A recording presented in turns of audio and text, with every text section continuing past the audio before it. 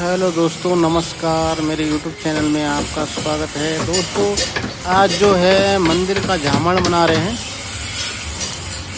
मंदिर मतलब कि ये होता है डोली, देव डोली उत्तराखंड की। तो ये बच्चों ने बोला कि हमारे लिए एक झामण वाली डोली बनाओ, तो हमने वही तैयार किया आज। और इसमें वो चांदी के छतर लगाएंगे, पता नहीं क्या क्या है इसका जो है। तो फिर ये डोली बनेगी है और देखते हैं और कैसे कैसे बनाते हैं वो लोग। और